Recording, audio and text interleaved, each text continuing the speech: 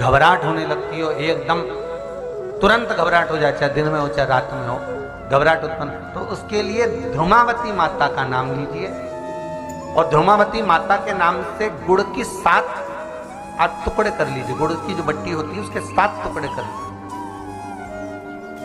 और ध्रुमावती माता के नाम से जहां पर गौरी और शंकर दोनों विराजमान हो, तो शंकर भगवान का जहां शिवलिंग हो और शिवलिंग के साथ में पार्वती जी शंकर के साथ नीचे ही बैठी हो, सामने दीवार पर या ऊंचाई पर। आपको पहले कहा था शंकर जी के शिवलिंग का आपको कई बार दर्शन कराया। एक विष्णु शिवलिंग होता है, एक डमरू जैसा शिवलिंग होता है जिसको बैठकर पूजा नहीं जाता, जिसको खड़े होकर जल चढ़ाया। एक शिवलिंग होता है जो जमीन पर ही रहता है, जिसको गौरी शंकर कहते हैं महाराज। तो गौरी शंकर का स्मरण कर कर, उमा महेश का स्मरण कर कर, जो शिवलिंग जमीन पर हो और पार्वती जी भी जमीन पर ही स्थापित, गौरी शंकर का स्मरण कर कर शुक्रवार के दिन शंकर भगवान पर प्रदोष काल में समय के शाम के समय पर सूर्य अस्त के कुछ ही क्षण में वो गुड़ की डिलियां आप शंकर भगवान को चढ़ा दीजिए और गौरी माता का स्मरण कर कर उसको उठाकर ले आइए।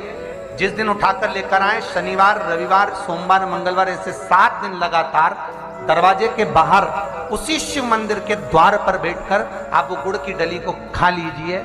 महाराज, जिंदगी में कभी घबराहट नहीं हो सकती, सिर दर्द नहीं हो सकता, बेचैनी नहीं हो सकती और पसीना नहीं आ सकता घबराहट के कारण। रात को चक सो आनंदमय।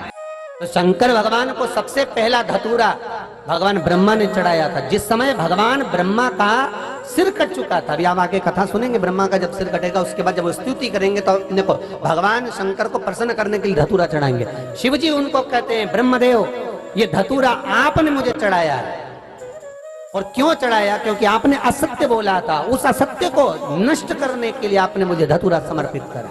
इसलिए हिंदू धर्म में नियम है, महीने भर में, 2 महीने में, 4 महीने में, 6 महीने में, साल भर में, 2 साल में, 1 साल में कम से कम 1 धतूरा शंकर भगवान को समर्पित करना चाहिए। जिस दिन धतूरा समर्पित करो उसके पहले जितना समय निकला उसमें आपने अगर झूठ बोल भी दिया हो तो भगवान शंकर उसको नष्ट कर दें, इसलिए उस धतूरे का समर्पण होता है।